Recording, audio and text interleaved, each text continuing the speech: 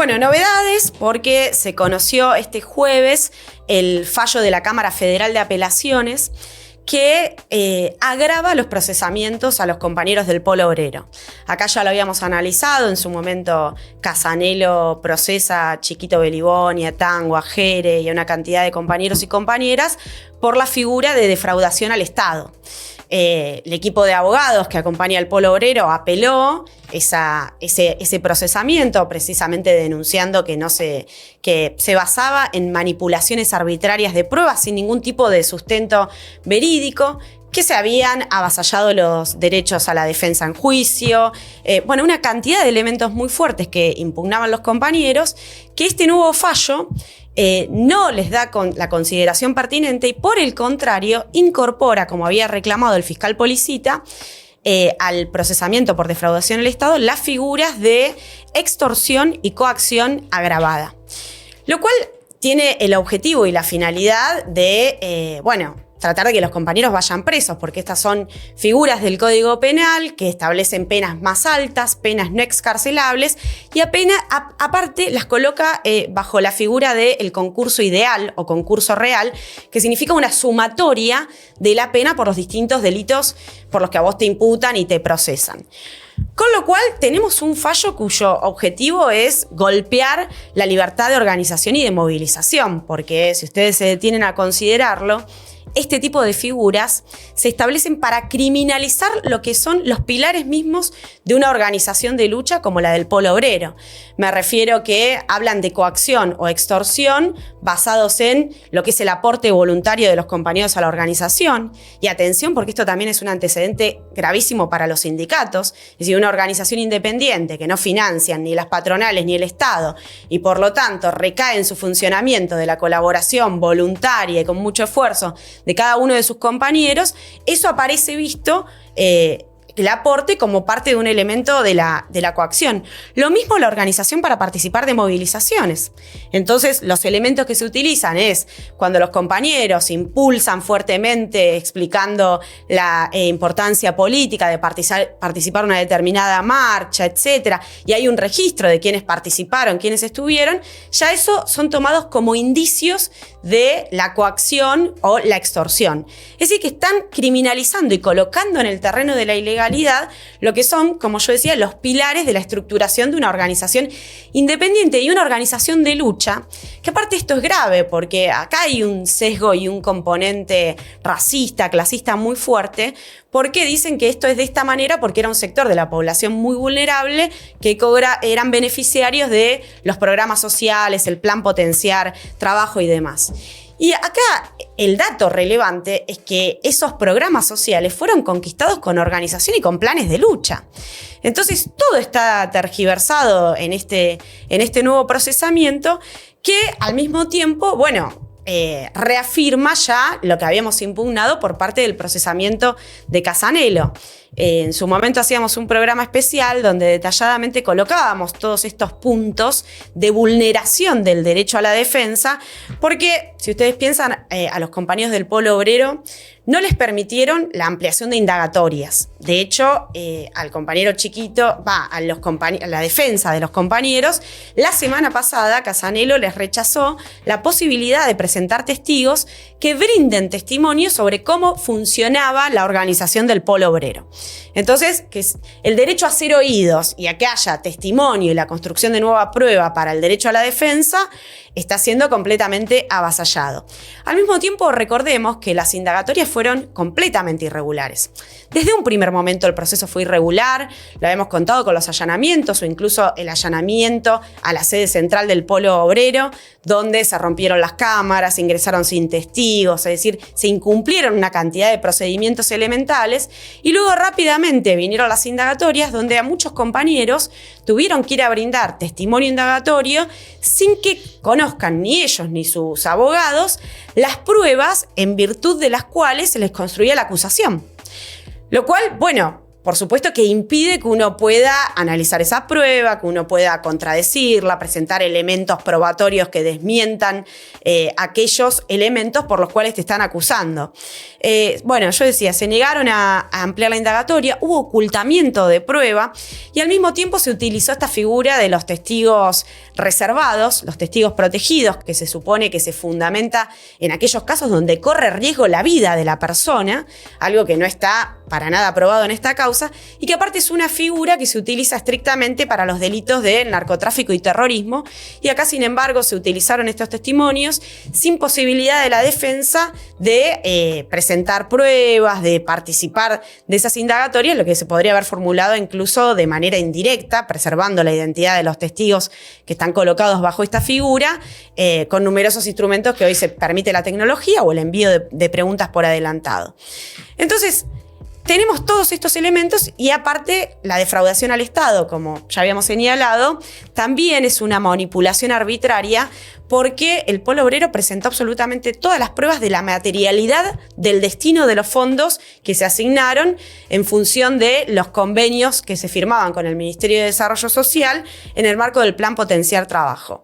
Entonces acá se han realizado más de 53 obras de construcción, de refacción y de mejoras de los comedores populares en distintas provincias del país. Se ha demostrado los cursos de formación y que requieren impresión de material y una cantidad de elementos para la capacitación laboral, para la educación sexual integral, cursos de capacitación y prevención contra el dengue, de saneamiento de las barriadas populares, bueno, de los más diversos tópicos. Todo eso fue presentado. Y luego con respecto a la impugnación de las facturas, donde quedó demostrado que la editorial Rumbos es una empresa con una vasta y larga trayectoria. Acá destacábamos incluso que ha tenido presentaciones en la Feria del Libro, es decir, reconocida formalmente y con muchos años de tradición en este terreno. Y el hecho de que las rendiciones, por ejemplo, una de las acusaciones que se utilizan es que las facturas aparecían muchas en una misma fecha por distintos insumos que se cobraron a lo largo del año. Y es una práctica más que habitual que uno va a recibir, hace una compra grande, va recibiendo partes a cambio de un remito y luego se factura todo sobre el final. Ahora, todos estos elementos no los tienen en cuenta para atender la apelación que hicieron los compañeros y revisar una acusación completamente trucha contra el Polo, y por el contrario colocan estos elementos que agravan la situación de los compañeros y que aparte, insisto, sientan un muy grave precedente contra las organizaciones sociales, contra las organizaciones sindicales, porque buscan criminalizar la organización y las movilizaciones, es decir, la libertad para organizarse y la libertad para movilizarse y para ejercer el derecho a la protesta. Un dato que hay que destacar es que de los 3 jueces que forman parte de esta Cámara Federal de Apelaciones que emiten este fallo, que son Mariano Llorans, Bruglia y Bertuzzi, hay 2 que son Bruglia y Bertuzzi, que son de los jueces designados a dedos por el macrismo. Y que aparte son los mismos que mientras que acusan y procesan con estas graves acusaciones a los compañeros luchadores populares del movimiento piquetero y del Polo Obrero, son los mismos que en su momento anularon el procesamiento nada menos que de Nicolás Dujovne, que Nicolás Dietrich y Javier Iguacel por las concesiones de peajes a empresas amigas del grupo de Mauricio Macri. Entonces la doble vara con la que se absuelve a funcionarios que llevaron a cabo enormes corruptelas con el erario público y toda la carga contra los compañeros que acá hemos demostrado, lejos de haber defraudado el Estado, son los que pusieron el sostén e incluso reunieron los recursos para sostener la lucha contra el hambre. Porque el dinero que significaban estos convenios no alcanzan para sostener la vasta y enorme tarea de actividad que desarrollan los compañeros en los comedores populares. Por ejemplo, vos sostenés un comedor popular, Casanelo dice que el Polo Obrero no pedía contraprestación laboral. Bueno, trucho, falso. ¿Cómo hace, por ejemplo, uno de los comedores allanados en el Bajo Flores para darle de comer diariamente a 600 personas y familias de la villa? Bueno, se necesita un enorme laburo de las compañeras al frente de la cocina, pero al mismo tiempo se necesita pagar el alquiler del local donde funciona el comedor. Se necesitan pagar las garrafas, se necesitan comprar las ollas, se necesita es decir, llenar de insumos necesarios para la tarea de los locales. Todo eso lo sostenía libremente, con su propio aporte, el Polo Obrero, en gran medida el aporte voluntario de muchos compañeros conscientes de que el dinero que venía de los convenios no alcanzaba para cubrir este tipo de gastos. Entonces, en realidad, es al revés. El Polo Obrero, lejos de defraudar al Estado, fue el que le puso el cuerpo y garantizó los recursos para sostener una pelea que debería ser responsabilidad del Estado, que es, por ejemplo, garantizar la alimentación del conjunto de la población. Y acá hay otro aspecto, porque este fallo, que agrava los procesamientos a los compañeros, niega que se cita indagatoria a los exfuncionarios del Ministerio de Desarrollo Social. Es decir, que absuelve de responsabilidades a los funcionarios del Estado que tenían que velar por sus propios fondos y descarga toda la responsabilidad, la carga de la responsabilidad sobre las organizaciones de lucha que se organizaron y pelearon a fondo para arrancar cada una de estas reivindicaciones. Lo cual, bueno, es muy grave. Absuelve a la casta y culpabiliza a los luchadores. Sí. Pasó muchos fallos malos estos días. No sé si vieron un fallo de la Corte Suprema, o sea, instancia que ya inapelable, porque después de la Corte no se puede apelar nada, que absuelve a Cavallo por una vieja causa, cuando era ministro bajo la época de Menem, de los sobresueldos. Y lo absuelve por una conclusión interesante. Pasó mucho tiempo. El plazo razonable de juicio ya se excedió. ¿Quién no lo juzgó? La justicia.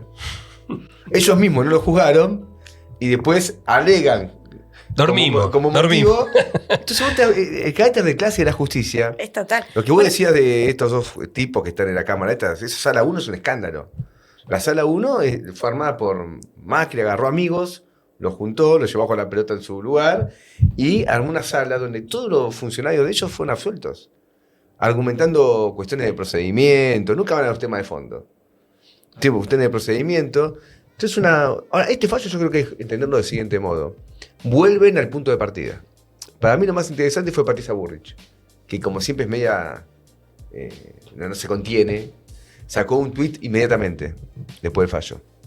Y dijo, muy bien, el 134, que es el número de teléfono ese para denunciar las extorsiones, supuestamente, el 134 te permite recuperar tu libertad. ¿Por qué esto? Porque el fallo vuelve a lo que el gobierno quería. El gobierno hizo todo esto para que no haya más marchas. Y para acusar que las marchas que se realizan son extorsiones. No, como era en el pasado, antes decía que una huelga es una extorsión al patrón. No, acá la extorsión es al que va a la marcha. Al beneficiario de la conquista de una cosa ridícula. Entonces lo que dicen es una extorsión, no tiene que haber marchas y te meten en cana a los dirigentes. Este es el tema que está de fondo. Entonces vuelve y Casanelo lo que había hecho era no procesó ni por extorsión ni por coacción, sino por defraudación, que no tiene ningún sentido, es completamente disparatado. Acá vos lo decías, Juli, la única defraudación es del Estado del pueblo. Es decir, no es que el Polo Obrero defraudó al Estado, el Estado defraudó al pueblo. Es así. Yo creo que... entonces vuelve a ese fallo y lo dice Bullrich. Esto es extorsión y déjense de joder, la defraudación ya es un elemento secundario en toda esta historia. Vuelve el problema y por tanto es un fallo contra todos. Acaba de haber un fallo contrario a Acuña, que forma parte del triunvirato de la CGT, es el sindicato de estaciones de servicio, por un piquete de un día de paro. Es decir, esto llevado al movimiento obrero, sí, cualquier paro es una extorsión. Porque va a decir que el trabajador no tuvo derecho a ejercer su libertad de trabajar. Pero aparte de lo de extorsión en la boca de Patricia Bullrich, la línea 134 fue la que utilizó para hacer un despliegue fenomenal la movilización el 20 de diciembre pasado, amenazando con que el que participaba de la movilización iba a sufrir el recorte del plan social. Y una marcha. Entonces, mira, yo no creo que naturalmente un fallo así no se improvisa de un día para el otro, pero no creo que haya sido casualidad que el fallo haya salido el día después de la movilización que lideró el Polo Obrero junto con el Frente de Lucha Piquetero, que logró cortar la 9 de julio y movilizarse a desarrollo social. Yo creo, naturalmente, estaba siendo preparado. No, pero son 50 hojas. Son 50 hojas, pero dijeron... ¿Cuándo lo publican? Estaban esperando el timing. ¿Cuándo lo publicamos? Vos te movilizás de vuelta... Extorsión, chantaje, bueno. No. Porque eso fue una derrota del gobierno, la movilización piquetera de la otra vuelta, porque todos estos que hacen propaganda, que el movimiento piquetero ya no existe más, que ya no hay corte, que ya no hay movilizaciones, el Frente de Lucha Piquetero tuvo una gran movilización con 10.000 compañeros, colocando que Petovelo sigue sin entregar los alimentos, entre otras cosas. Pero mira, la coacción, en el fallo, si lo leen, la extorsión, hay una extorsión y una coacción. Una tiene con la marcha y otro con que la gente aporta el movimiento. Acaban de hacer una cena de la Fundación Faro que se llamaba, de la Casa Rosada, tanto los diarios, de la Casa Rosada, llamaban a los empresarios para que pongan como mínimo $25.000 de cubierto. Hubo empresarios que compraron 4 cubiertos, $100.000. Y cuando vos querés ver, para hacer la editorial estuve buscando la información, es totalmente clandestino.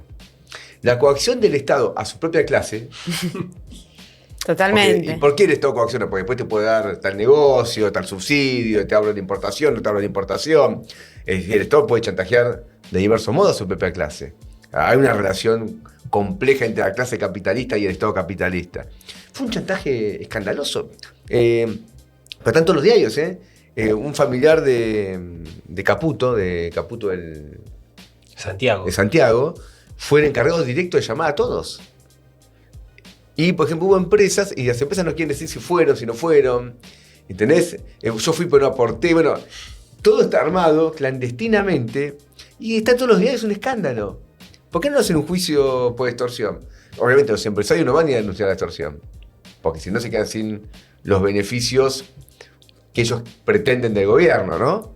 Totalmente. Pero es un fallo aberrante. Ahora, esto se va a apelar. Es importante. Así es. Los compañeros van a apelar a casación, los abogados de los compañeros. Y sigue la lucha. Sigue porque esto es una cosa larga, indudablemente larga. Va a llevar meses, años esta pelea. Y un gobierno que ha comprado al 95% de la CGT no puede comprar al movimiento piquetero. No. Entonces tienen un problema, usa la causa para chantajear. Y el objetivo es ese, quebrar a las organizaciones de lucha del movimiento piquetero, que ha sido de los más combativos en nuestro país. Así que la lucha sigue y aparte estamos cerquita a un nuevo 20 de diciembre que también nos va a encontrar de nuevo en la calle.